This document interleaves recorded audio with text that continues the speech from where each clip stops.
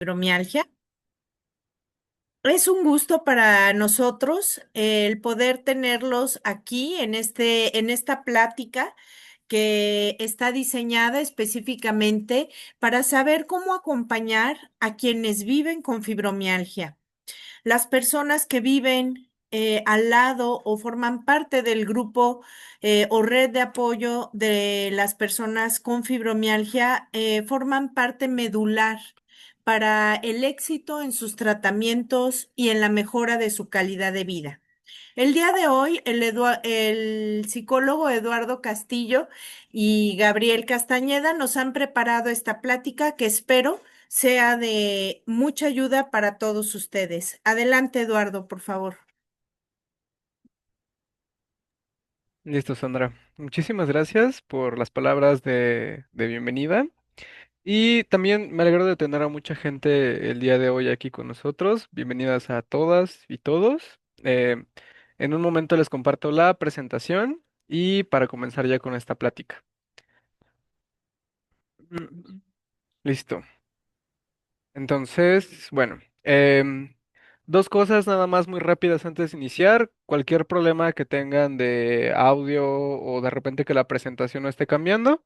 Si pudieran avisarnos, se los agradecería mucho. Y de igual manera, al final de cada sección vamos a estar abriendo una pequeña, un pequeño espacio para responder preguntas. Entonces, si van surgiendo dudas en el tema, pueden escribirlas en el chat. O al final, cuando preguntemos, también pueden alzar su manita y preguntarnos con todo el gusto. Les responderemos. Dicho esto, pues justo quisiera darle inicio a esta plática de cómo acompañar a quienes viven con fibromialgia. Para esto me gustaría comenzar a hablar acerca del funcionamiento del dolor y quisiera pedir la participación de ustedes, justamente retomando que algunos de ustedes pudieran decirme, ¿qué es el dolor para ustedes? ¿Quién gusta participar?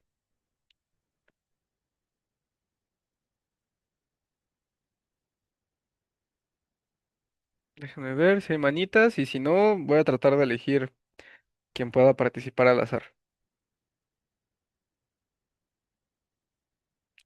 Listo. Bueno, voy a elegir, ¿eh? Alejandra Morales, ¿estás ahí? ¿Podrías compartirnos?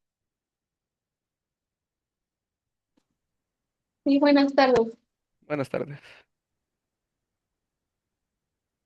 Ah, ¿Podrías? Ajá, adelante. ¿Sí? bueno, pues es algo, siento yo, porque, bueno, tiene poco tiempo que me dieron este diagnóstico Ok. y pues es algo con lo que se lucha día a día, cada mañana. Es un dolor con el que uno se despierta y con el que al final uno también termina, ¿no? Ese día. Eh, la gente a lo mejor piensa que es algo que uno se está imaginando, que nada más son los nervios, pero pues uno sabe que no es así. Mm, Claro. Muchas gracias, Ale. Y justo, bueno, también espero que esta plática te pueda ser de ayuda. Entiendo justo que no eres propiamente familiar, pero claro que también algunas de las estrategias que vamos a ver el día de hoy sirven precisamente para poder cuidarnos a nosotros mismos y también poder acompañar a otras personas si es que es necesario. Igual, si gustan escribirlo en el chat, como lo están haciendo ahorita, adelante, también retomamos la participación. Y bueno, ya nos comentan, es una sensación invasiva, desagradable y que puede llegar a ser inmovilizante. No identifico también si el dolor es muscular, en los huesos, desde la cabeza hasta los pies está presente, ¿no? Es como si corriera por las venas, duele en todo el cuerpo y en ningún sitio en particular. A veces y otras veces duele intensamente una parte del cuerpo. Y retomando esta última participación, dicen que es una señal que envía el sistema nervioso para decirnos que algo no está bien. Todas estas participaciones, por supuesto que son correctas, vamos a ir viendo justamente que el dolor es una experiencia personal de cada persona. Y algo que justamente también quiero ejemplificar aquí, entiendo que muchas de las personas que nos acompañan el día de hoy también tienen fibromialgia entonces. Espero que también haya muchos familiares. Pero justo quiero comenzar a notar que es una experiencia diferente para una persona que vive con dolor crónico a una persona que siente dolor de vez en cuando, ¿no? Y justo se nota desde esta parte de, es algo que está presente siempre, es algo que es inmovilizante y algo que ni siquiera puedo detectar el por qué está surgiendo, y esto es muy importante. Entonces, vamos a ir resolviendo todas estas cuestiones y muchas gracias por sus participaciones. Precisamente una definición que se le da al dolor es que es este sistema de alerta que yo mencionaba, ¿no?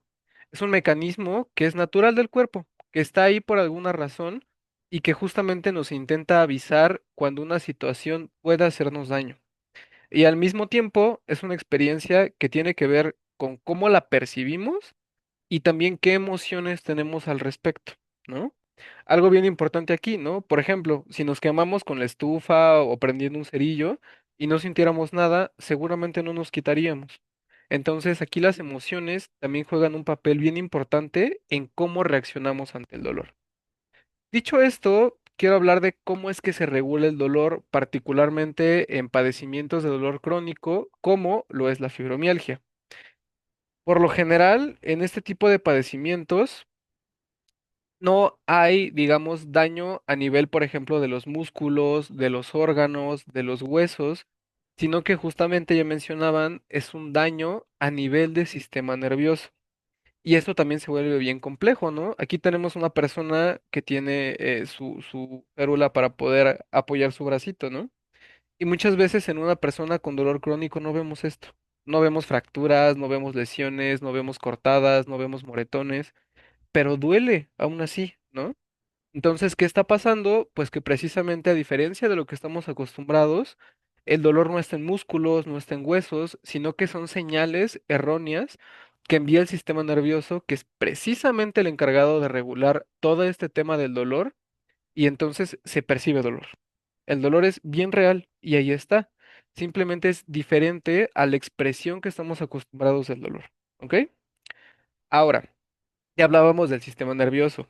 El sistema nervioso es precisamente esta red que se encarga de controlar y de regular prácticamente todos los procesos del cuerpo, entre ellos justamente el dolor. De manera muy simple, porque claro que este sistema es muy complejo, vamos a decir que esta red está compuesta por nervios, que son como cablecitos que están conectados a todo nuestro cuerpo, que detectan precisamente lo que sentimos del exterior, y el cerebro, quien es el que finalmente interpreta estas señales buscando formas ya sea de aumentar o de disminuir esta sensación de dolor que estamos teniendo. ¿Ok?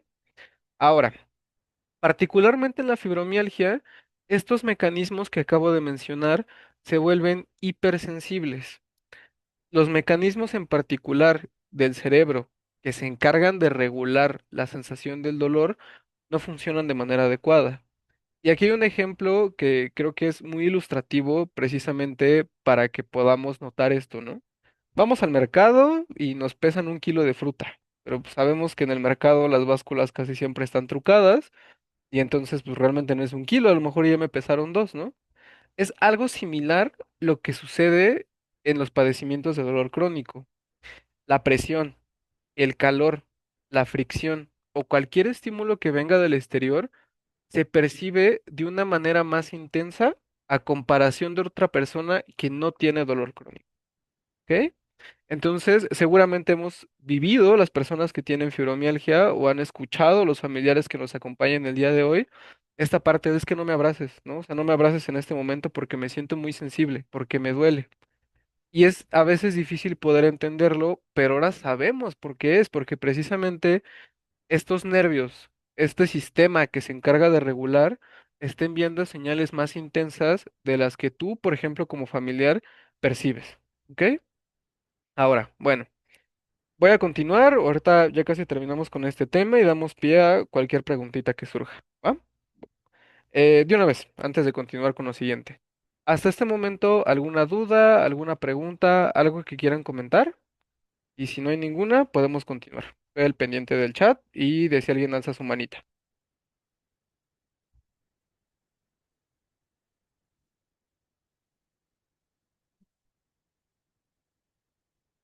¿Todo bien?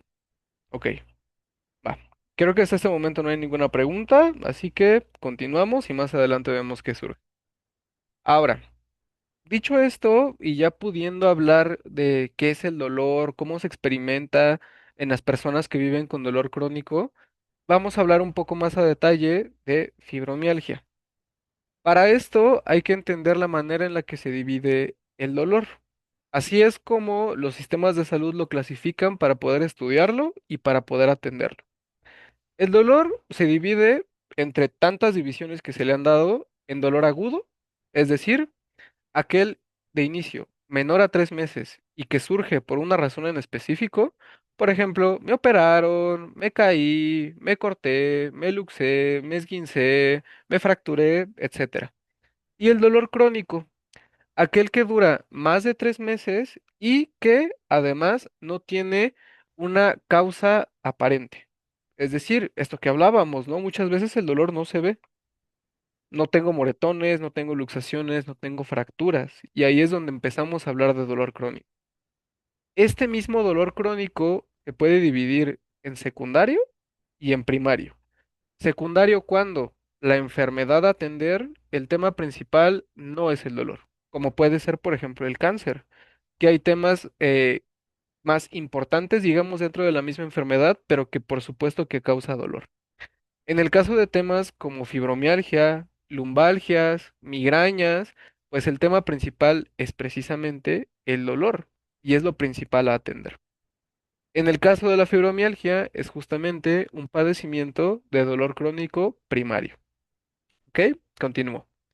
Dicho esto, aquí hay una definición que se da del dolor, que pues es un síndrome, perdón, una definición de fibromialgia, que es un síndrome de dolor crónico generalizado, es decir, que se siente prácticamente en todo el cuerpo y que además se caracteriza por una amplia variedad de síntomas que denominan idiopáticos.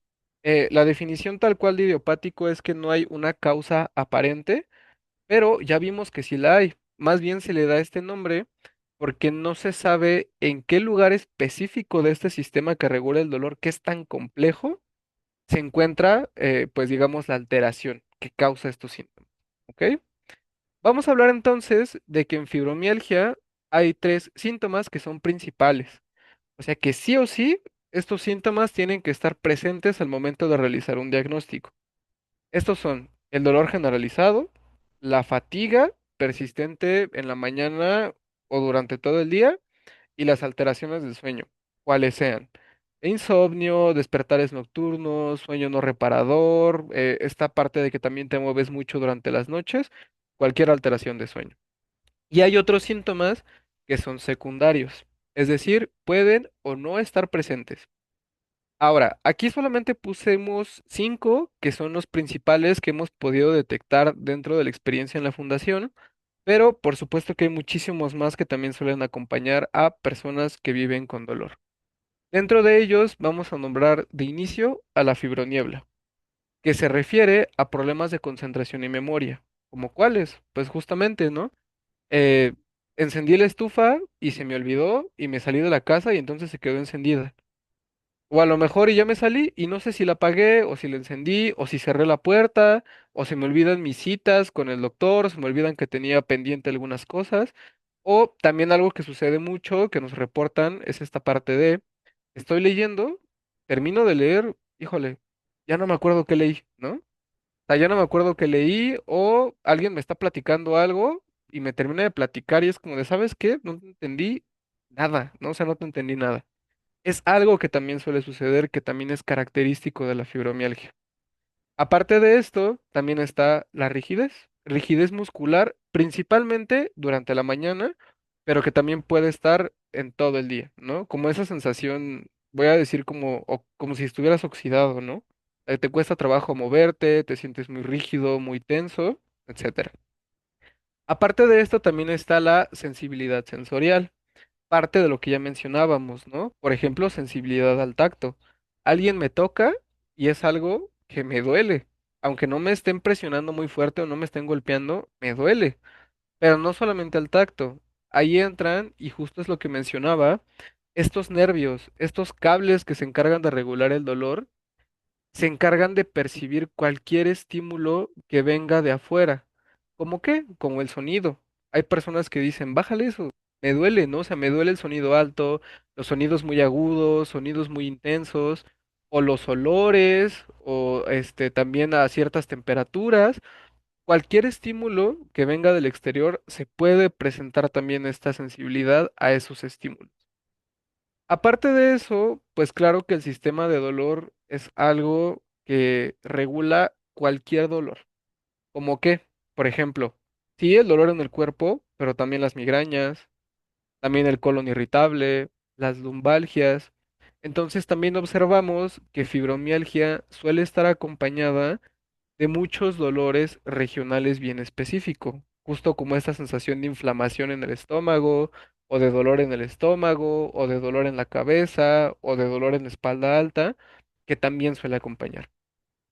Aparte de esto, y algo que también se vuelve bien importante, son las alteraciones del estado de ánimo. Dolor es algo que es súper incómodo y pues por supuesto que complicado de vivir con él. Y por supuesto que eso también afecta el cómo te sientes.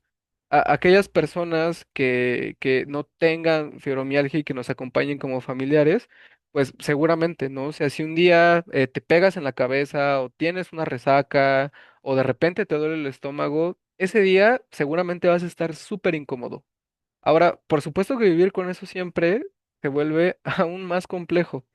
Entonces, ahí también entran estas alteraciones del estado de ánimo, donde por supuesto que te comienzas a sentir triste, te comienzas a sentir ansiosa, te comienzas a sentir estresada y pues también esto acompaña a la enfermedad. ¿Ok? Ahora, listo. Hasta aquí, ¿alguna duda, alguna pregunta? Voy respondiendo una pregunta en lo que vemos si surgen más, que nos preguntan. Diferencia entre fibromialgia y autismo. Eh, Está estudiado por lo que parece que se pueden confundir. Ok, creo que aquí algo bien importante. Son cuestiones que tienen obviamente síntomas diferentes. Honestamente, yo desconozco si existe como cierta comorbilidad, es decir, si la presencia de una generalmente se acompaña de la presencia de la otra. A decir verdad, jamás lo he escuchado y bueno, creo que tendré que buscar más al respecto en particular para poder responderte esa pregunta en específico. Una disculpa. Aparte de esto, ¿alguna otra pregunta, algún comentario?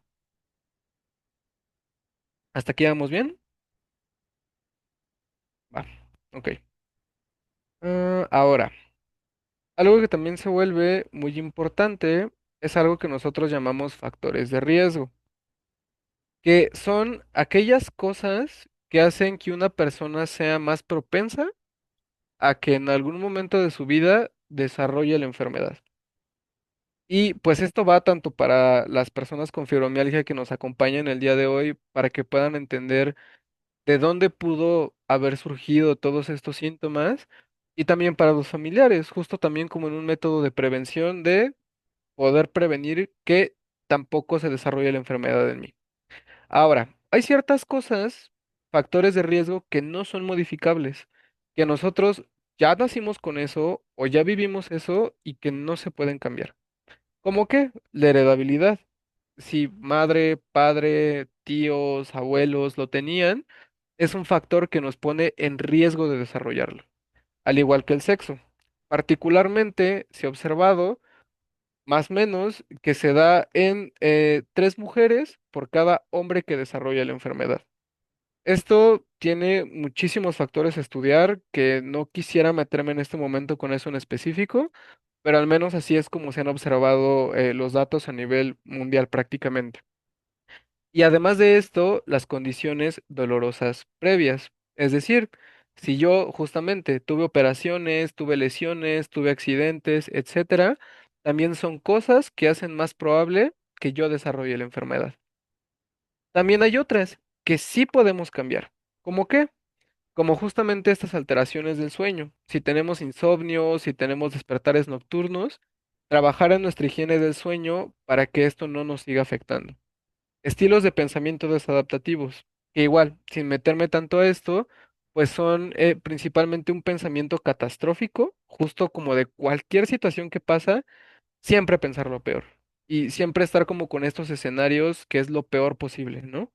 O también este pensamiento perfeccionista, que es justo todo tiene que estar perfecto exactamente en el momento en el que yo quiero que esté así, ¿no? Que también se vuelve complicado estos pensamientos por el estrés que representa en la persona, ¿no? Es un estrés constante. Además de esto, pues también algunos trastornos del estado de ánimo que se pueden ir modificando, por supuesto que con ayuda, la inactividad física y también en general un estilo de vida muy estresante, ya sea precisamente porque no duermes mucho, por un empleo, por situaciones personales, por lo que sea, el mantener durante mucho tiempo un estilo de vida estresante también puede hacer que se desarrolle la enfermedad. Y listo. Está hasta aquí. Tengo una preguntita en el chat. Igual, estoy al pendiente de si hay alguna más, pero voy contestando esta. En mi caso, el colon irritable ante situaciones de estrés es muy molesto y eso me causa mucho nerviosismo. Estoy iniciando tratamiento con acupuntura, pero percibo que los dolores aumentaron, así como depresión y miedo. El cambiar a medicina alternativa, ¿puede haber crisis? Ok, perfecto. Respecto a esta pregunta en específico, creo aquí más bien sería el acompañamiento farmacológico en situaciones de dolor crónico es necesario en prácticamente todos los casos. La medicina alternativa más bien es esta ayuda que podemos también recibir, por supuesto, pero esto va a depender de cada persona. Por ejemplo, tú mencionas que recibiste acupuntura, ¿no? Que por supuesto para muchas personas les puede ayudar para aliviar como tensión en los músculos, pero también el que te pongan agujas es algo que por sí mismo causa dolor y además son en puntos muy específicos, ¿no? Entonces también, claro que hay que tener mucho cuidado con esto y de ser preferible, pues que puedas consultar también con tu médico de cabecera, justamente para que vayan viendo si fue realmente esto lo que te afectó, si es otra cosa y qué cambios se pueden ir teniendo, ¿ok? Em, ok, aquí también un comentario bien importante que es justo parte de lo que ya mencionábamos. El dolor mismo es estresante y por supuesto que el dolor crónico también se vuelve súper complejo, ¿ok? Y bueno, aquí nos comparten también otra experiencia respecto a la acupuntura, ¿no? Ahorita justamente vamos a hablar un poco de los pilares de tratamiento, pero bueno, agradezco mucho sus comentarios. Entonces, para lo que sigue, los dejo con mi compañero Gabriel y bueno, seguimos al pendiente del chat y sus preguntitas. Muchas gracias. Buenas tardes a todos. Espero que tengan un buen día. Muchas gracias, Eduardo, por compartirnos esa información.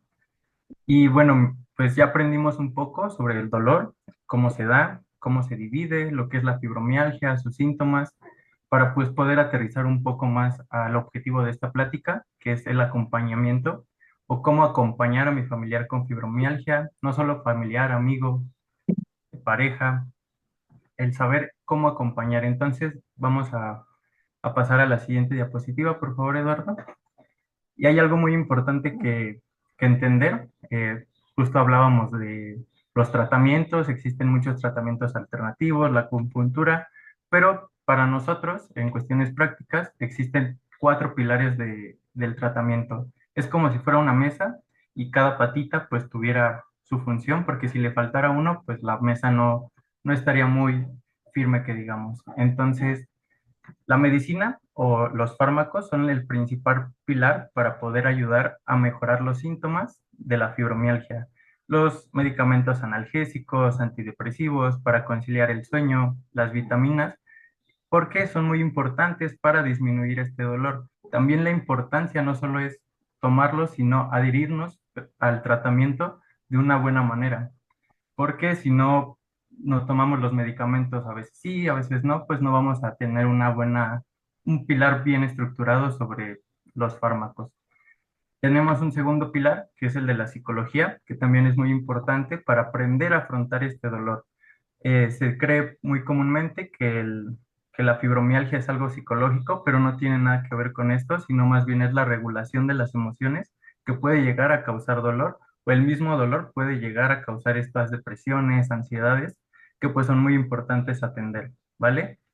Eh, Otro pilar muy importante es la fisioterapia y yo agregaría un poco más el ejercicio físico porque pues es importante saber cómo hacer un ejercicio, ¿no? No vamos a llegar y vamos a hacer el ejercicio, sino vamos a tener que tener a un médico, a un fisioterapeuta que nos enseña cómo realizar estos ejercicios.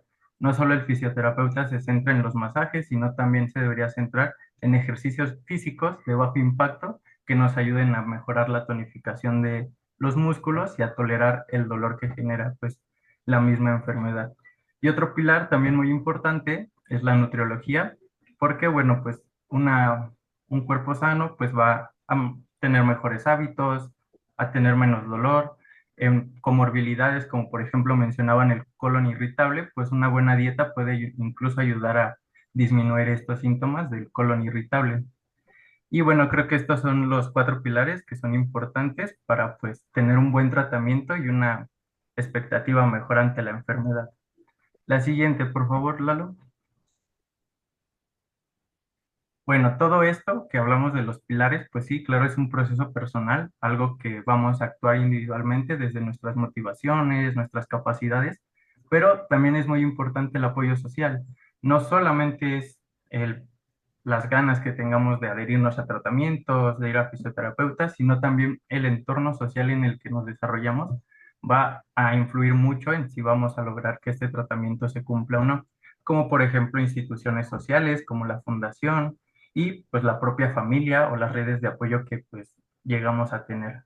Entonces poco a poco nos vamos a ir adaptando para pues tener una calidad de vida pues más estable y mejor, ¿vale? Entonces la siguiente diapositiva, Eduardo, por favor. Y bueno, un concepto muy importante que tenemos que entender es el del cuidador primario. Como ya habíamos escuchado, aquí también hay personas que tienen fibro, pero esta plática está un poco centrada más en los familiares y en cómo acompañar. Entonces, me imagino que aquí debe de haber muchos cuidadores primarios, que son estas personas que asumen el cuidado principal de la persona enferma, las que están casi todo el tiempo ahí, pues dando el apoyo, acompañando a consultas, recordando lo de los medicamentos. Es alguien que incluso puede llegar a descuidarse por estar cuidando a una persona principalmente, ¿vale? Entonces, quiero pedir su participación en la siguiente diapositiva, por favor, Eduardo. Sí, aquí hay algún cuidador primario que nos pueda contar un poco de cómo ha sido la experiencia como cuidador, si se ha sentido fatigado o si es al revés. Si nos pueden compartir un poco su experiencia, sería muy bueno. Creo que Sandra Herrera está alzando la mano. Por favor, Sandra, ¿nos podrías compartir tu experiencia? Sí, buenas tardes. Buenas tardes. ¿Sí me escucho? Ah, sí. Sí, Bueno, yo soy mamá de una joven de 17 años que fue diagnosticada hace año y medio. Eh, Perdón, me cuesta trabajo hablarlo todavía, puesto que era una chica muy activa. Ella era deportista de alto rendimiento seleccionada para taekwondo y de la nada empezó a bajar su rendimiento y no sabíamos qué era. Empezamos a pasar por varios médicos ya hasta que llegamos al Hospital General. Y pues mi experiencia personal pues, sí ha sido dura, sobre todo emocionalmente. Creo que la física aún no la siento. Ella me traía corriendo en entrenamientos, en campeonatos y cosas así. Entonces estaba yo acostumbrada a andar corriendo con ella, ¿no? Nada más que ahora lo hacemos de manera diferente. Ella había caído hasta en silla de ruedas, dejó de ir a la escuela, ahorita ya retomó, va a terminar su segundo semestre de bachillerato. Y creo que una de las cosas que le ayuda mucho es que es su ánimo y no dejarla. Yo sí he dicho que eh, tiene la fortuna de que somos una familia muy unida. Papá, yo y sus hermanos hemos estado al pendiente, pero sí ha sido un gran trabajo, pero creo yo que si no hubiéramos estado, no todos tienen la misma oportunidad. No tenemos la economía a lo mejor para hacer las cosas que necesita, pero creo que el acompañamiento, la comprensión y el creerle sobre todo es lo importante, porque si al principio muchos nos decían que no era cierto, ¿no? Que a lo mejor hasta consumía drogas por querer tener mucha capacidad física. Entonces sí ha sido pesado, pero creo que el chiste es no detenernos y por eso estoy aquí, porque estoy tratando de aprender. Gracias. Muchas gracias por compartirnos, Sandra. Sé que es a veces difícil hablar sobre estos temas, pero pues sí, justo como hablas, a veces no se siente esta fatiga física, sino también es emocional, ¿no? También ver a nuestro propio ser querido empezar a perder pues capacidades y eso es muy desgastante, pero sí es importante también pues aprender a cómo solucionar esos problemas. Y creo que pues lo has llevado bien, y qué bueno que estés aquí para que aprendas un poco más sobre esto y te podamos ayudar. Muchas gracias, Sandra. Creo que también Stephanie está alzando la mano. Si nos quieres Hola. compartir tu experiencia. Sí, buenas tardes a todos. Bueno, mi mamá tiene diagnóstico de fibromialgia desde hace, no sé, como 8 años. Como que fue muy difícil que se lo diagnosticaran por todos los temas que siempre traía y antes como que no se conocía mucho la enfermedad. Y bueno, para mí ha sido complicado entenderlo y justo ahora que ella bueno, va a cumplir 60 años. Me preocupa el tema de cómo puede hacer para generar músculo, porque no tiene músculo. Y la importancia del músculo, pues es vital para los años que vienen. Entonces, como que mi hermana, que también está conectada aquí, y yo siempre estamos, vamos al gimnasio, o toma más proteína, o ¿por qué no haces tantito pesitas, no? Y siempre es, pues no puedo porque me duele. Entonces, pues sí es frustrante y se siente feo. Muchas Eso. gracias igual por compartirnos, Stephanie. Justo, se vuelve bien complicado y también entiendo que se suma el factor de la edad, también esta parte de, es difícil ganar músculo conforme va aumentando la edad, entonces, pues claro que se vuelve bien valioso como el ir conociendo también cómo justamente podemos ir acompañando. Quisiera poder responder esta duda que tú tienes, también retomando un poco las dudas que nos van mencionando con el chat respecto a los tratamientos, ¿no? Entiendo que hay muchas dudas, sobre todo, por ejemplo, a los fármacos. Entonces, quiero agarrar ambos y quiero ir paso a paso con esto. Me voy a regresar un poquito a este tema de los pilares del tratamiento y ahorita continuamos con el resto de la sesión. Y ahí les va. Justamente, algo bien importante que mencionamos es que la medicina se vuelve, me gusta a mí pensarlo como una palanca, ¿no? Como una llave. Si nosotros queremos como el quitar una tuerca o un tornillo o abrir una puerta inclusive, si no tenemos esta herramienta, se vuelve complicado, ¿no? Pero no lo es todo. También nosotros tenemos que hacer otras cosas para que esto sea posible. Y ahí es donde entran el resto de los tratamientos. Entonces, entiendo de inicio, ahorita sigo con todo de Stephanie, que muchas de las dudas que existen es en torno a la farmacología, que justo puede irritar a largo plazo, etcétera, etcétera, etcétera. Y aquí justo lo que yo les diría es la forma más práctica de ir disminuyendo el consumo de fármacos paulatinamente es el ir retomando estas otras áreas de atención. Precisamente, ¿no? Algo que mencionan es la parte del colon irritable también.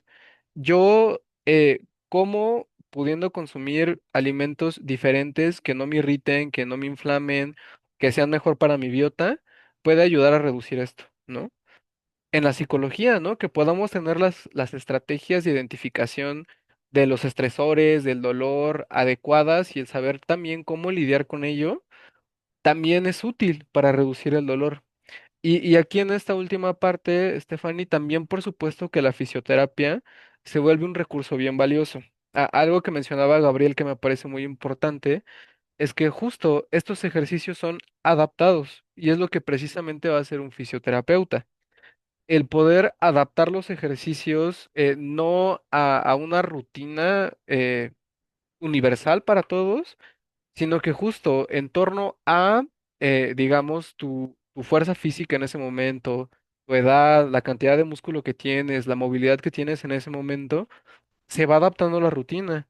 En ejercicios tan sencillos como ejercicios de silla o estiramientos, que en ese momento es lo que el cuerpo permite, y ya después poder irlo progresando a ejercicios un poco más complicados. Entonces, así es como idealmente, justo como el pudiendo combinar todo esto, es que podemos ir reduciendo la intensidad del dolor, mejorar la movilidad y poder también comenzar a integrar en ciertas actividades, ¿no? Algo que mencionan que me parece valiosísimo es calidad de vida, ¿no? O sea, justamente que cualquier tratamiento que reciban va enfocado a mejorar la calidad de vida, ¿no? A que precisamente puedas seguir haciendo estas actividades que por supuesto que quieres hacer y bueno, por supuesto que llevar todo esto de la manera más integral posible nos va a permitir conseguirlo. ¿Ok? De esto que mencionamos, ¿tienen alguna duda, alguna pregunta?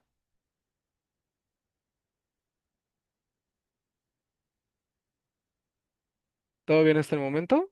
Sí, todo bien, Ok, gracias. muchas gracias. Entonces, igual, los dejo de nuevo con Gabriel. Nada más quería también terminar de aterrizar esto. Y bueno, ahorita tu pregunta, Norma, la terminamos de contestar más adelantito. Danos chance nada más y seguimos continuando con el tema y ahorita seguimos resolviendo todas las preguntas que tengan, ¿ok? Entonces, adelante, Gabriel. Muchas gracias. Muchas gracias por compartirnos sus experiencias. Creo que son totalmente valiosas para los fines de esta plática. Y bueno, ya sabemos que un cuidador primario puede llegar a, como nos comentaba Stephanie, a sentir frustración, ¿no? A sentirse fatigados incluso mentalmente. Y por eso es muy importante el siguiente concepto que vamos a agregar. Por favor, Eduardo, puedes pasar a la siguiente. El concepto de autocuidado. Los cuidadores muchas veces se descuidan a sí mismos por cuidar a otras personas. Entonces, ¿qué se refiere al autocuidado? Pues justo tratar de no descuidarnos a nosotros mismos, nuestra salud, las cosas que nos gustan, nuestra vida social, porque se vuelve muy importante para evitar, pues, puedes pasar a la siguiente, por favor, Eduardo, que es justo la sobrecarga en el cuidado. Un cuidador primario, que es al que se le carga todas estas responsabilidades del cuidado de la persona enferma, pues van a empezar a desarrollar fatiga física y como también nos comentaba Sandra, pues hay una fatiga mental, ¿no? Una desesperación que va a generar pues ansiedad, nos vamos a sentir pues más ansiosos, no vamos a poder dormir, la irritabilidad, vamos a sentirnos más explosivos, vamos a ser menos empáticos. Y algo que también se vuelve importante es la evitación del cuidado. Vamos a empezar a evitar cuidar a esa persona. Vamos a delegar incluso responsabilidades a otras personas que no están mal, pero pues de una manera para evitar el cuidado o el contacto con esta persona. Y pues se vuelve parte que ya no es del acompañamiento, sino evitar cuidar. Puedes pasar a la siguiente, Eduardo. Gracias. Bueno, ¿qué es una parte importante del autocuidado? Pues realizar actividades placenteras, lo que más a nosotros nos guste. Muchas personas les gusta ir a hacer ejercicio, correr, tejer, ir a un café con sus amigos. Y pues esto hablando principalmente de los cuidadores, ¿no? Estas personas tienen que encontrar tiempo para estas actividades placenteras, porque a veces de cuidar a una persona nos olvidamos de estas actividades y pues el bienestar psicológico y físico se da realizando actividades pues que nos parezcan placenteras. Entonces, la pregunta que invitaríamos a hacernos internamente es qué actividad quisiéramos retomar o qué nos gustaría hacer, pero que no solo se quede en ese pensamiento de, pues a mí me gustaría volver al gimnasio, me gustaría volver a salir con mis amigos, sino pues que se vuelva una práctica, ¿no? Que se vuelva algo que realmente hagamos para poder sacar esa pues volver a cargar pilas, por así decirlo. Estamos fatigados, agotados de pues estar con nuestra persona y también tenemos que retomar pues actividades para nosotros para sentirnos mejor y como les decía, recargar un poco la pila, ¿vale? La siguiente diapositiva, por favor.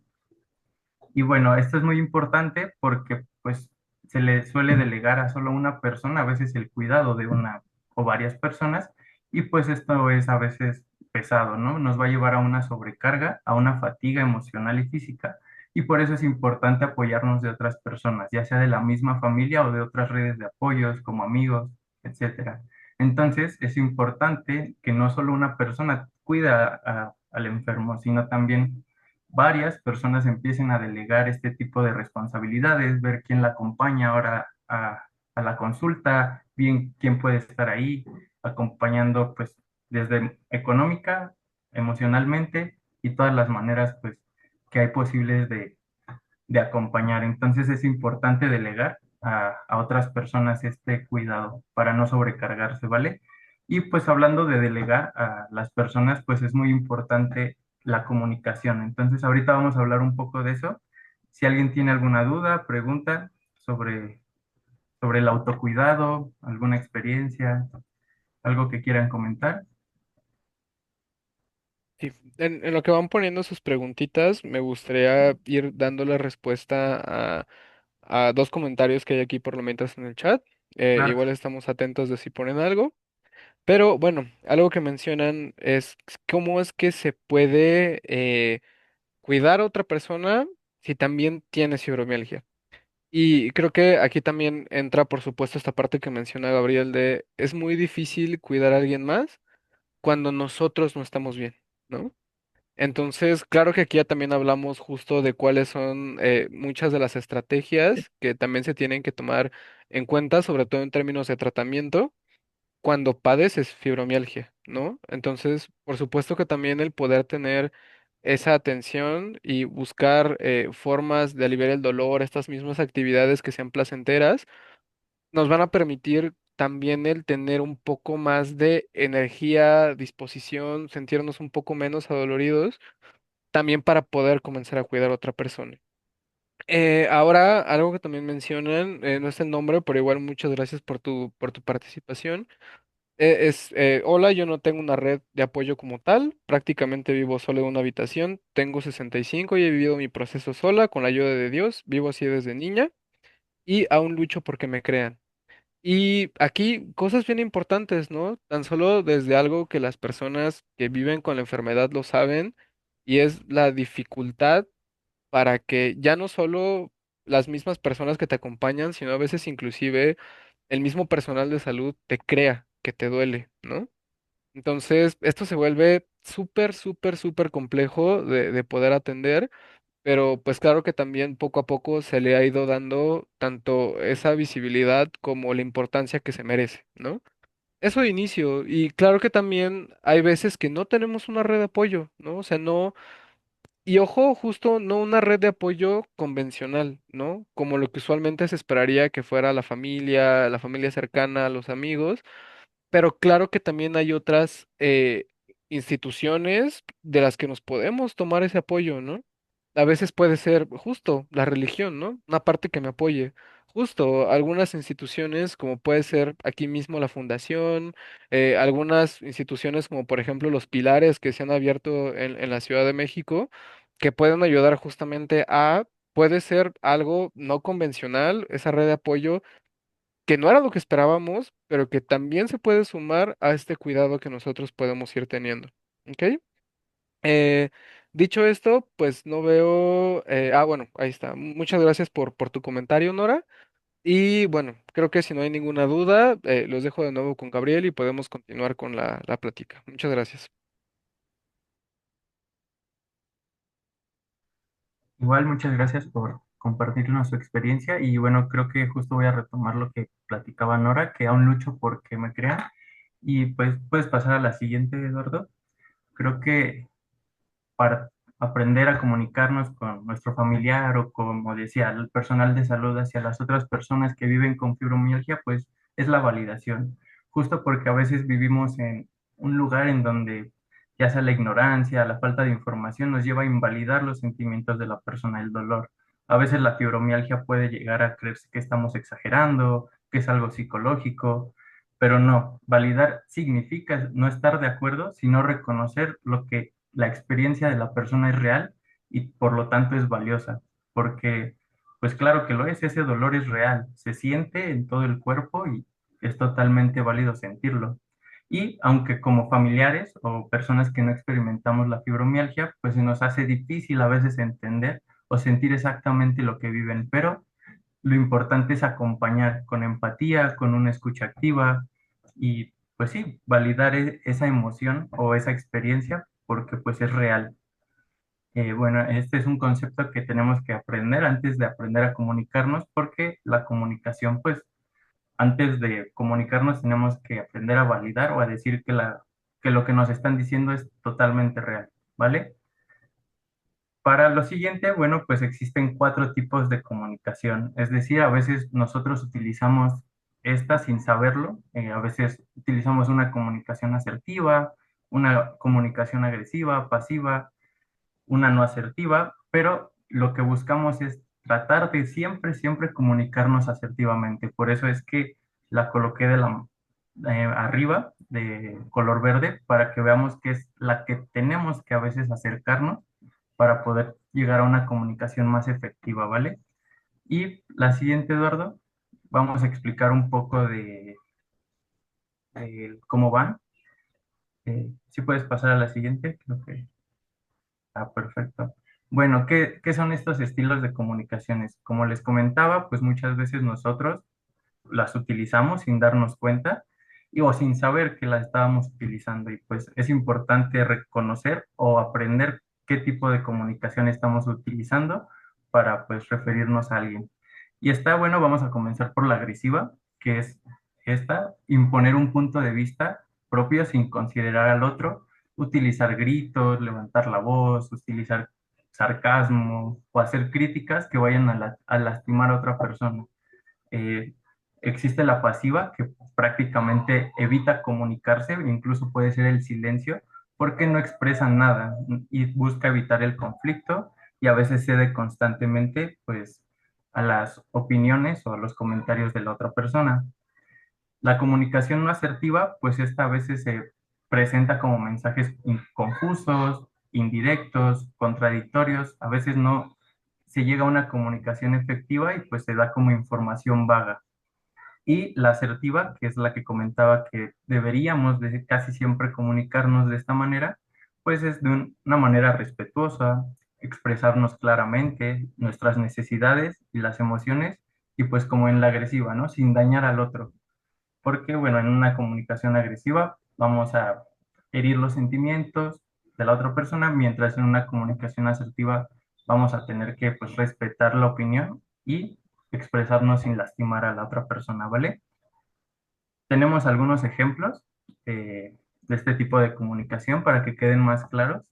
Igual si terminando de dar estos ejemplos, si ustedes tienen otros, igual que nos lo puedan comentar, para pues ir cerrando esta parte de la comunicación, ¿vale? Pues la comunicación asertiva sería un ejemplo de, me imagino que te sientes mal, me gustaría saber cómo puedo ayudarte a sentir mejor. Aquí te estás expresando de una manera respetuosa, sé que te sientes mal, comprendo tu situación, el cómo puedo ayudar, incluso estás ofreciendo una solución al problema. Esa es una manera de comunicarnos asertivamente. Una manera no asertiva, como ya comentaba, pues da mensajes confusos, no hay una comunicación pues efectiva y ni propone soluciones y pues te dirían, haz lo que quieras, yo no sé qué hacer. Ese sería un ejemplo de una comunicación no asertiva. Una comunicación agresiva, pues ya les digo, es con gritos, alzando la voz, criticando, haciendo sentir mal al otro. Y pues sí, es, no puedo, ya con esto, siempre te quejas de todo, hasta invalidando a veces la experiencia de la persona. Y la pasiva, como comentaba, también puede ser incluso el silencio o ignorar a la persona o simplemente decir no puedo ayudarte, haz lo que quieras. Entonces, estos son ejemplos de una comunicación y los estilos que hay para comunicarnos, pero siempre tenemos que tener la tendencia a comunicarnos asertivamente si es que queremos relacionarnos bien con pues nuestro familiar, ¿vale? ¿Alguien tiene algún otro ejemplo, alguna duda, pregunta sobre estos estilos de comunicación?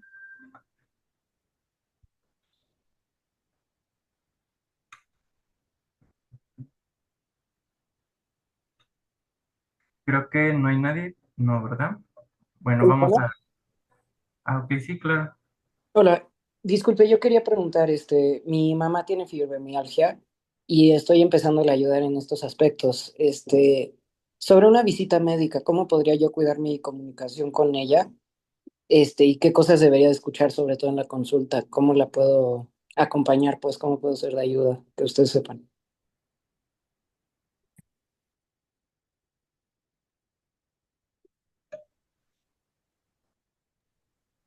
Ok, muchas gracias, Eduardo, por compartirnos.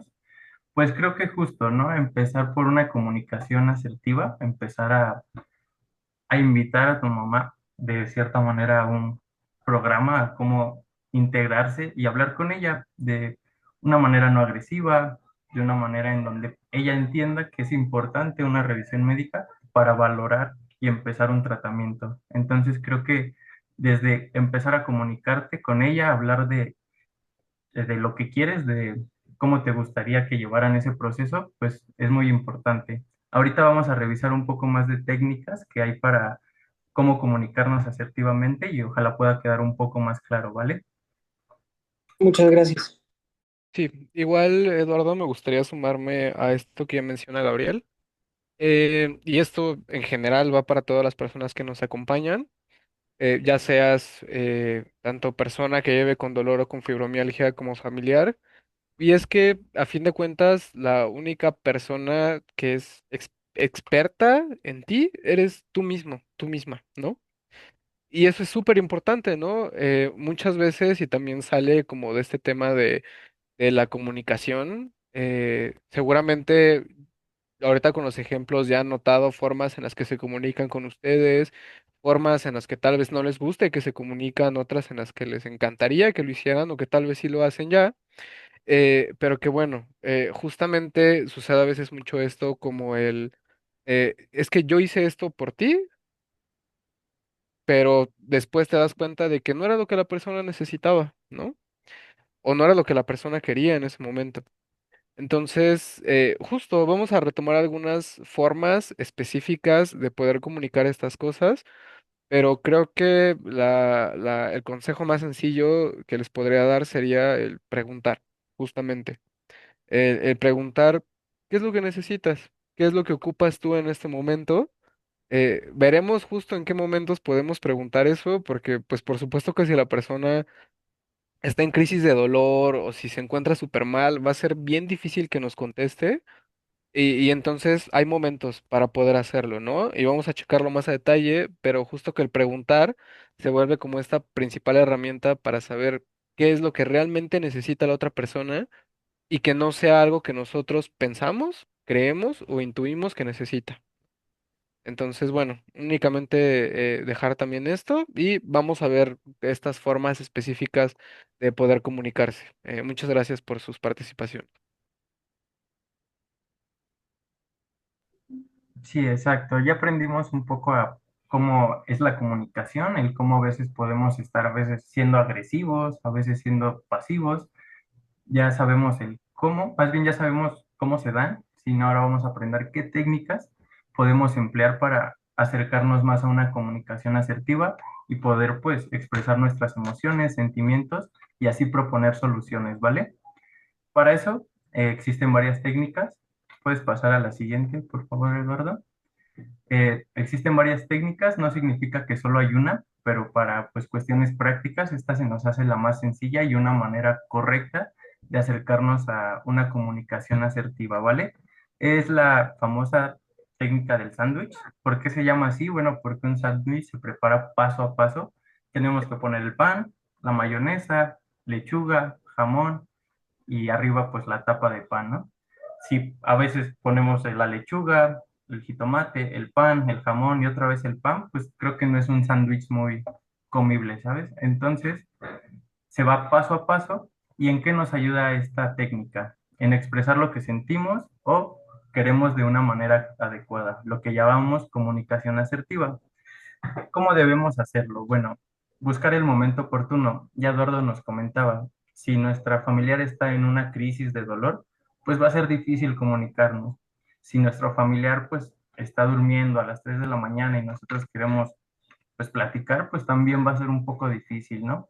En el metro, en el transporte público, en una fiesta con mucho ruido, creo que hay que buscar un momento en donde podamos platicar y que se dé una buena comunicación. Eso es lo principal que tenemos que tener para poder comunicarnos bien. ¿Y qué es? Hablar en primera persona. No vas a llegar y vas a decir, mi tía dice que tal conducta no está bien. No, vamos a expresar lo que nosotros sentimos y lo que pensamos nosotros. Por eso tenemos que hablar en primera persona porque son nuestros sentimientos y nuestros pensamientos. Y hablar de la conducta de la otra persona, pues siempre tratando de, como veíamos, no criticar, sino buscar esas áreas de oportunidad o cómo modificar o cómo cambiar esta conducta, pues a través de una comunicación asertiva, ¿no? Podemos pasar a la siguiente, Eduardo. Y bueno, ya de lleno entramos al cómo se hace esta técnica para podernos comunicar. ¿Ok? Y bueno, como les comentaba, íbamos paso a paso para poder hacer este sándwich de comunicación asertiva, ¿vale? El paso número uno es emitir un elogio sincero relacionado a la situación. Esto para pues abrir paso a una apertura mejor a una escucha, a una apertura de la escucha por parte de la persona que le queremos comentar. Porque si claramente iniciamos con algo negativo, con una crítica, pues poco o casi poco caso nos va a hacer, ¿vale? Entonces, emitir un elogio, ser de, oye, creo que tienes muchas capacidades, creo que eres inteligente, creo que puedes o eres capaz de hacer tal o cual cosa, para poder ahora sí, en el paso dos, pues comunicar la petición o la crítica, ya como veíamos de una manera asertiva. Oye, creo que me parece mal que estés haciendo esto, oye, creo que no deberías de comportarte así, oye, te estoy pidiendo que te ayude, te estoy ofreciendo mi ayuda y me la estás negando. Varias formas de comunicarnos estas expresiones o estas peticiones que pues también se pueden volver una inconformidad. Entonces, en esa parte vamos a decir, bueno, creo que hay algo que cambiar para después emitir un mensaje constructivo y un agradecimiento. Es muy importante agradecer que te hayan escuchado, que se hayan abierto al diálogo, es muy importante, pero no solo se va a quedar en eso, no solo le vas a decir gracias por escucharme, ya te dije lo que tenía que decir, sino también emitir un mensaje constructivo, un mensaje que ayude a cambiar esa conducta que nosotros vemos como inadecuada o que no nos parece tan adecuada a nosotros, ¿vale? Entonces, emitir un mensaje es muy importante y también agradecer que pues nos escucharon y que se abrieron al diálogo, ¿vale? ¿Tienen alguna duda, alguna pregunta o algún ejemplo que tenga que ver con esta técnica? ¿La han aplicado? ¿Qué piensan?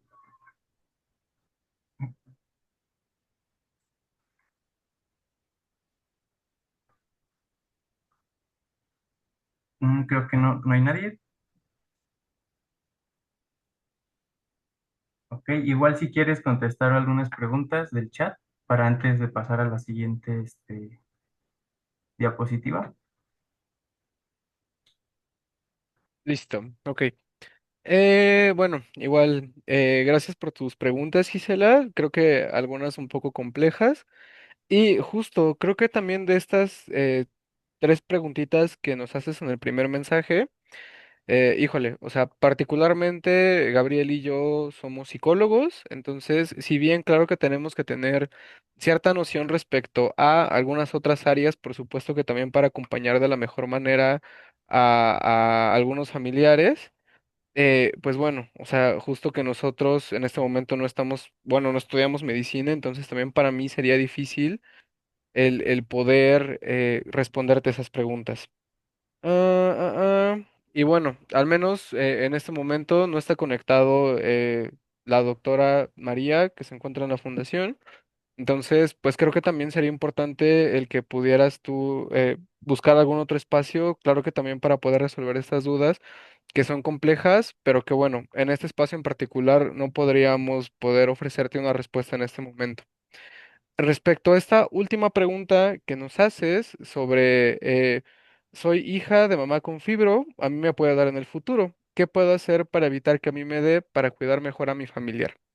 Y de esto me quisiera regresar, no en las diapos, sino ya nada más platicado, bien rápidamente lo que hablábamos de los factores de riesgo. Hay cosas que ya no se pueden cambiar, ¿no? O sea, si tu mamá tiene fibromialgia, eso es algo que ya no se puede cambiar, ¿no? Eso es algo que pues ya está ahí y que es difícil hacer algo al respecto.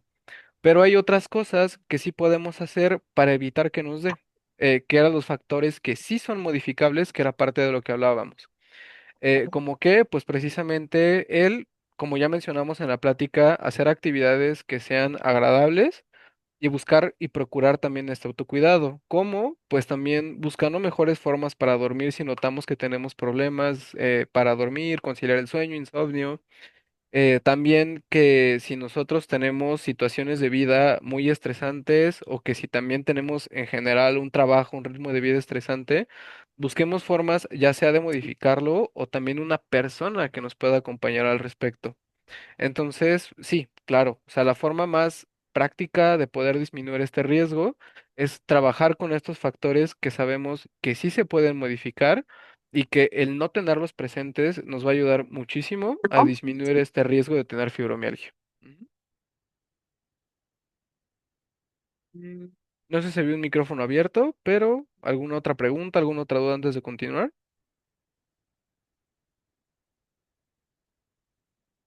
Ok. Adelante, Ruth, si gustas participar, te escuchamos.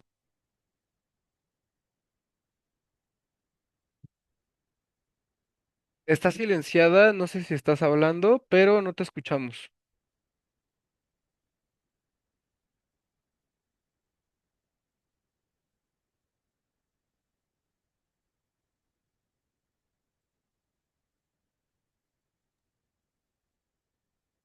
Buenas tardes.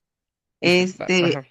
Bueno, retomándome un poquito hacia atrás, yo quisiera preguntar, yo soy una persona con fibromialgia eh, que tiene poco, me caí y sufrí una leve, pues ahora sí, caída como tal, pero en unas placas que me tomaron salí con escoliosis. Mi pregunta es, eh, ¿la persona que tiene fibromialgia consecutivamente presenta escoliosis o solamente en ciertas etapas puede uno tener ese problema de la escoliosis? Mm, Ok, igual, muchas gracias por tu participación. Creo que para mí sería difícil el poder contestarte en este momento. Entiendo que la escoliosis puede ser inclusive algo con lo que una persona nace. Entonces, de nuevo, o sea, me gustaría poder contestar todas sus preguntas, pero claro que también es difícil saber todo al respecto en particular de fibro. Creo que en ese caso en específico, Ruth, sí me gustaría que pudieras acercarte ya sea a algún doctor o algún fisioterapeuta que te pudiera ayudar más a responder tanto esa duda como sobre todo también el poder acompañarte si es que también representa a día de hoy un problema para ti. ¿Ok? Ok, gracias. Muchas gracias. Y bueno, aquí Itzel también nos hace una pregunta, que es, ¿qué especialista podría aconsejar a una persona con fibros sobre rehabilitación, fisioterapia y nutrición? Ok, aquí particularmente rehabilitación, fisioterapia, voy a tomarlos como conceptos similares, si es que te refieres a rehabilitación física, pero justo quien puede apoyarte en ese caso en particular es el fisioterapeuta. Y ojo aquí, quiero hacer una distinción también entre la, un fisioterapeuta y un terapista o un quiropráctico, que justo un quiropráctico es la persona que va y te acomoda, ¿no? Que te truena los huesos, el huesero, que es también como coloquialmente se le conoce. Ahora, también está el terapeuta, que generalmente hace masajes, ventosas, acupuntura, pero no propiamente pone una rehabilitación de ejercicio físico, que es lo que va a permitir a largo plazo poder mejorar, pues sí, o sea, a fin de cuentas, el estado físico de la persona. Entonces, esto sobre esta parte de la rehabilitación y la fisioterapia, el fisioterapeuta es el especialista, el que te pueda aconsejar y realmente poder poner esta rutina de ejercicios. Y con la nutrición, pues por supuesto que una persona, un nutriólogo, a fin de cuentas, ¿no? Dentro de la nutriología hay diferentes también ramas o especialidades y la que más puede estar relacionada con el tema del dolor es una persona que se especialice en la nutriología clínica, que está más relacionada a esta parte de cómo diferentes enfermedades pueden afectar diferentes funciones de nuestro cuerpo y tienen más conocimiento sobre qué alimentos se deben regular, en tu caso en particular para poder disminuir inflamación, dolor, etcétera. ¿Ok? Y bueno, ya nada más ponen aquí la técnica del sándwich. También sería importante que las enfermeras lo usemos para dirigirnos a nuestros cuidadores. Que nos cuidan porque quieren cuidarnos y a cambio podemos darles nuestra responsabilidad, buen ánimo y buena comunicación. Y sí, claro, creo que también esto es importante, sí, si bien la plática está dirigida para familiares en un inicio, pues por supuesto que se vuelve bien importante el que tanto personas que viven con dolor, fibro o cualquier persona que nos acompaña el día de hoy, también puede ir implementando estas técnicas, por supuesto, para mejorar comunicación y que sea más sencillo acompañar a cualquier persona, y particularmente en este caso a personas que viven con dolor. ¿Ok? Em, Ruth, adelante. Hola, buenas tardes. Yo soy el esposo de Ruth. Ujú. Mi nombre es Esteban Díaz y quiero hacer una pregunta. ¿Cómo evitar, reducir o suprimir el insomnio? Porque mi esposa está enferma de fibromialgia y todas las noches sufre insomnio. Se viene a dormir como a las 2, 3 de la mañana, a veces más tarde. Entonces, ¿cómo hacer para que reducir o suprimir el insomnio? Gracias, muy amable. Muchas gracias. Ok, aquí siempre que se trabaja con esto, generalmente en psicología es algo que se puede trabajar, o también hay algunas clínicas de sueño que te pueden ayudar a este tema en específico y ver si hay algo, principalmente en la actividad del cerebro, que no permite a la persona dormir de manera adecuada. De por sí, y justamente hablábamos de los síntomas, fibromialgia es algo que afecta el sueño por el dolor y principalmente, pero también por otras situaciones a nivel del sistema nervioso. Ahora, recomendaciones básicas que le podría dar a cualquiera para intentar mejorar la calidad de sueño es evitar consumir alimentos muy noche, sobre todo café, evitar hacer actividad física antes también de ir a dormir mínimo unas 4 horas, el poder tener siempre una misma hora para irte a acostar y que intentes también tener siempre la misma hora para levantarte, intentando dormir un mínimo de 6 horas. ¿Ok? En medida de lo posible también el estar en una habitación sin luz exterior, o sea, que sea totalmente oscura, y también, si es posible, que no haya ruido, adelante. Claro que esto va a depender, por supuesto, de cada persona, de dónde viva, etcétera. Entonces, también por eso es que ahí entra el especialista. Justo el poder, el psicólogo en una clínica del sueño, poder terminar de aterrizar estas estrategias para que donde vives y con los recursos que tengas se haga real, ¿sale? Entonces, estas son recomendaciones nada más básicas que espero que les puedan ayudar. Y bueno, o sea, también si el problema persiste, pues por supuesto que también sería importante acudir con alguien que te pudiera ayudar más específicamente en tu caso. ¿Ok? Em, Quisiera, ahorita terminamos de contestar las preguntitas que vayan surgiendo. Quisiera terminar nada más la presentación y justo ya para dar más pie a esta parte de preguntas y respuestas, para ya terminar de aterrizar lo que va a surgir. Entonces los dejo con Gabriel y en el chat, si tienen preguntitas, lo que sea, sigan poniendo y ahorita vamos contestando, ¿ok? Muchísimas gracias. Muchas gracias, igual muchas gracias por tus preguntas. Y bueno, justo como decía Loli Flores, esta técnica pues no solamente se aplica en este ámbito que es los familiares con fibromialgia, puede aplicarse en distintos ámbitos de la vida laboral, en otras situaciones, porque pues es muy importante comunicarnos pues asertivamente, ya sea, como les comento, en el trabajo o con nuestro familiar con fibro. Entonces, recapitulando, pues el paso uno era emitir un elogio, dar cuenta de algo positivo, para después ir a un paso dos, que es comunicar la petición o informar sobre, pues, lo que no estamos de acuerdo y lo que sí. Y después emitir, es importante, un mensaje constructivo, dar una propuesta para poder modificar, pues, la conducta y al final dar un agradecimiento por haber escuchado y por haberse abierto a una plática. Entonces, esto fue la técnica del sándwich. Puedes pasar a la siguiente.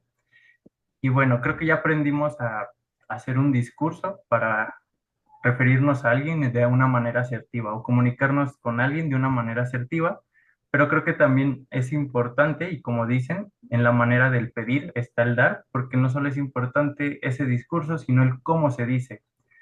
Si nosotros vamos a proponer desde un ámbito agresivo, vamos a gritar, pues poco o mucho caso nos van a hacer usar un tono sarcástico, ignorar, a veces hacer gestos, pues va a influir mucho en el si la persona pues nos va a proponer más soluciones o va a querer pues aceptar lo que nosotros compartimos. Entonces es muy importante el cómo se dice, ¿vale? Y bueno, por último, puedes pasar a la siguiente. Hay que recordar una pequeña recapitulación de lo que hablábamos, del autocuidado, del acompañamiento y estos estilos de comunicación. Y bueno, como cuidador, ya dijimos, no nos tenemos que descuidar. A veces los cuidadores nos descuidamos y pues se trata de tener buenos hábitos, de hacer las cosas que pues nos gustan, nuestras actividades placenteras, tener momentos adecuados del descanso y también delegar actividades pues a nuestro entorno familiar o social para evitar esta sobrecarga. Y también es válido y es muy importante que si se necesita ayuda, pues solicitarla a un profesional, como por ejemplo en la fundación o en otros ambientes como la nutrición, ya hablábamos de la fisioterapia, para pues tener un tratamiento más sólido, ¿vale? Y la siguiente, por favor. Y bueno, eso sería todo de parte de nosotros. Espero que pues les haya gustado y les haya funcionado, más que nada, aprender a comunicarnos, a saber un poco más sobre la fibromialgia, pues sus síntomas. Espero también hayamos respondido sus dudas y igual vamos a seguir aquí para acompañarlos en las dudas que tengan y cualquier comentario, pues aquí seguiremos, ¿vale?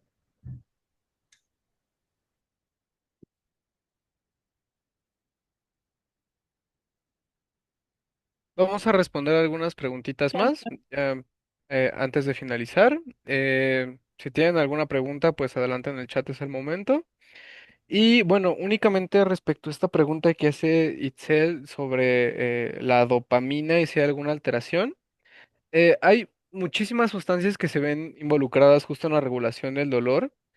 Yo te diría estudios, particularmente en dopamina, no he revisado alguno en específico. La sustancia que más se ve estudiada es la serotonina. Eh, es justo también por eso que se mandan los antidepresivos, que estos que se encargan de regular la serotonina, que también juega un papel bien importante en la regulación de dolor. Es difícil, claro, el también poder encapsular lo que le sucede o no a una persona a ciertas sustancias que se liberan en el cerebro, justo porque son procesos súper complejos y hay muchas cosas que hacen que se liberen o no estas sustancias. Entonces, bueno, o sea, nada más esto. Creo que serotonina es la que más he estudiado. Ahí sí, particularmente dopamina, no yo específicamente he revisado algún artículo, pero pues por supuesto que también es importante como el hacer estas actividades placenteras que mencionábamos para la liberación de todas estas sustancias y que bueno, también eso permita también ayudar a regular dolor. Em, listo. Creo que de momento son todas las dudas que hay. ¿Hay alguna otra duda, alguna preguntita? ¿Todo bien?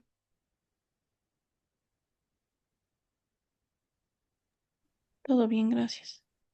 Listo. Entonces, bueno, si no hay más dudas, creo que sería todo de nuestra parte. Agradecemos mucho su presencia aquí el día de hoy y bueno, también que sepan que se va a abrir otra plática también para familiares, similar a esta. El tema va a ser el mismo, entonces, ahora te respondo tu preguntita, permíteme. El tema va a ser el mismo, entonces, la fecha en específico, esas sí se las debo, se va a compartir en redes sociales. Si alguien de la fundación me puede apoyar poniendo la fecha específica y el horario en el chat, adelante. Pero entiendo y justo por eso menciono, hay muchas personas con fibromialgia aquí el día de hoy. Entonces, si gustan también y si están sus posibilidades que sus familiares acudan a la plática que se va a dar después, pues por supuesto que también se vuelve bien valioso para que adquieran estas estrategias que estuvimos viendo el día de hoy. Em, Ahora, si se va a compartir la plática por email, ya están contestando el comentario. La plática fue grabada y en cuanto sea posible se va a subir a YouTube. Ahora, ¿dónde se encuentra la fundación? La fundación se encuentra en San Fernando. Ahorita te digo la dirección exacta. Te la voy a poner en el chat, ¿sí? Permíteme. Em, pero sí se encuentra en la Avenida San Fernando, en la Ciudad de México, en Tlalpan. Ya te estoy compartiendo, Nora. No te preocupes por lo de la aplicación. Aquí estamos para poder apoyarte. La dirección específica de la fundación. Ahí si gustas tomarle fotito o copiarla. Y bueno, creo que si no hay más dudas, estaríamos dando por finalizada la plática. Y bueno, nada más eso. Agradecemos. Ah, bueno, Ruth, adelante, ya nada más para finalizar.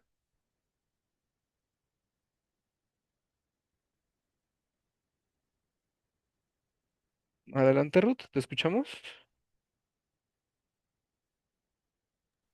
Una cosa rápida, Eduardo. Creo que esta Nora estaba preguntando no dónde se encontraba la fundación, si nosotros nos encontrábamos en la fundación. Ah, Eh, ok. Ah, muchas gracias. entonces, Bueno, ajá. Sí, sí, Gabriel, si nos gustas. encontramos, Nora. Actualmente nosotros somos psicólogos y estamos en el área de psicología. Nosotros nos encargamos de las evaluaciones, tenemos a nuestra psicóloga de base que se encarga de los seguimientos, pero sí nosotros nos encontramos en la dirección que ya te compartió Eduardo y pues a veces no nos encontramos toda la semana, a veces sí, pero pues ahí estamos por cualquier duda, pregunta, eres bienvenida. Muchas Sí. gracias. Si me permiten, agradecerles a todos y cada uno de ustedes por haber participado en esta plática. Espero que el grupo de psicología haya sido claro con esta explicación y reitero la importancia de conocer cada una de las aristas de esta enfermedad como redes de apoyo. Así que muchísimas gracias y los esperamos.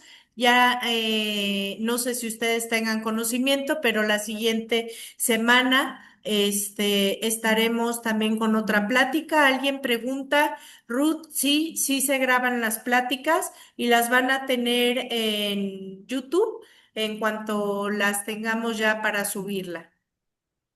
Sí se va a compartir por YouTube, ok. Bien, pues eso sería todo. Deseo para todos y todas que tengan una linda tarde. Muchas gracias y los esperamos por aquí en la próxima.